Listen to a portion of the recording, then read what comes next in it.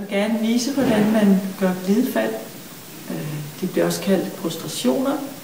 Men inden jeg viser det, vil jeg gerne forklare lidt om, hvad det betyder at gøre dem, hvad man tænker imens, og hvornår man gør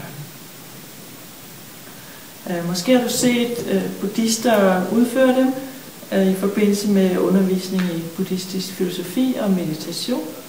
Og det tidspunkt, man gør dem på, det er typisk, når den lærer, der underviser, er kommet ind i rummet. Så rejser alle sig op, og læreren gør som den første 3 glidefald og sætter sig ned. Og derefter så er det skik og brug af tilhørende, hvis de føler sig motiveret, hvis de føler sig motiveret for at gøre glidefald, gør hver 3 glidefald, og så sætter sig ned. Når man gør glidefald, så hvis det er i et buddhistisk tempel eller buddhistisk center, så gør man det med front mod alteret. Hvis ikke man har et alter derhjemme, så kan man gøre glidefald foran et buddha-billede eller et billede af sin lærer eller andre buddhistiske hellige objekter, man måske har derhjemme. Og jeg vil lige først vise 3 glidefald, og så bagefter vil jeg gerne forklare, hvad det er, man tænker, imens man gør dem.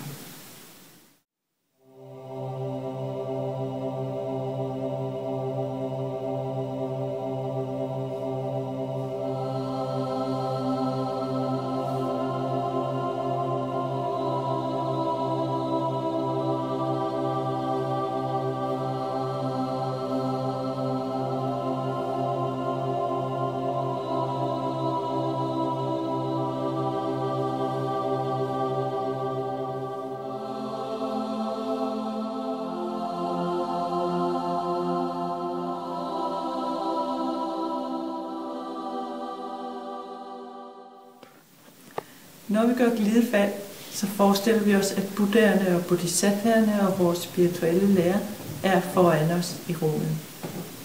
Vi tænker, at de ser kærligt på os, smiler opmuntrende til os og glæder sig over, at vi praktiserer den her spirituelle vej.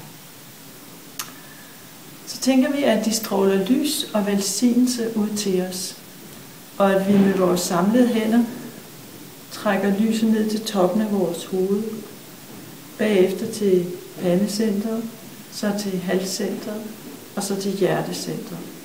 Og derefter bøjer vi os ned på alle 4 og lægger toppen af hovedet i gulvet. Og så rejser vi os op igen med det samme. På den måde så tænker vi, at vi har delt lyset og velsignelsen med alle levende væsener. Ikke bare mennesker, men også med dyr og insekter. Det, at vi berører de her punkter på vores krop, det har en helt speciel betydning. Fordi det er et symbol eller udtryk for et ønske om, at vi engang i fremtiden må udvikle de fysiske kendetegn, som en buddha har. Toppen oven på hovedet, hårlokken i panden, og at vi nu berører halscenter, så tænker vi, at må det blive årsag til, at jeg engang må udvikle de samme talegaver, som en buddha har. Og når vi berører hjertecentret, så tænker vi, må det blive årsag til, at jeg engang må udvikle den samme visdom, som en buddha har.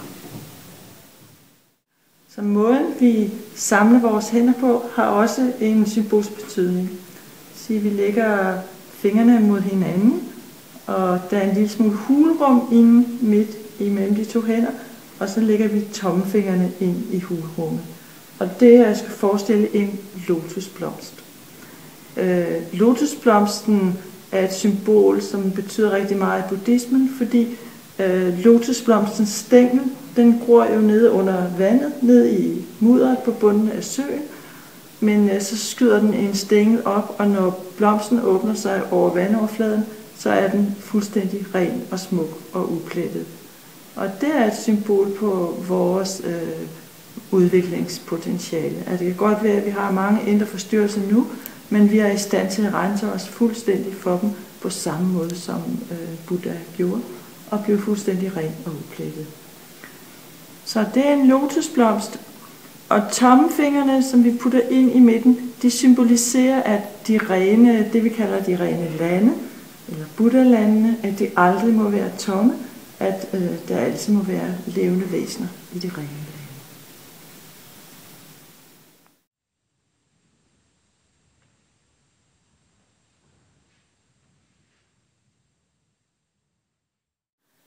Man kan kombinere glidefald med mantra-recitation.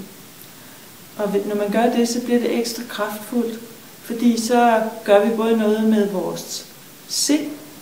Vi visualiserer de her forskellige ting, som vi lige forklarede før.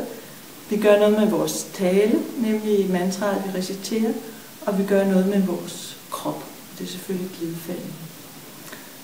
Det er meget brugt at gøre glidefald, samtidig med at man reciterer renselsesmantra, men man kan selvfølgelig også recitere andre mantraer, for eksempel tilflugtsbønnen. For hvert glidefald kan man sige, jeg tager tilflugt til Buddha, Dhamma og Sangha.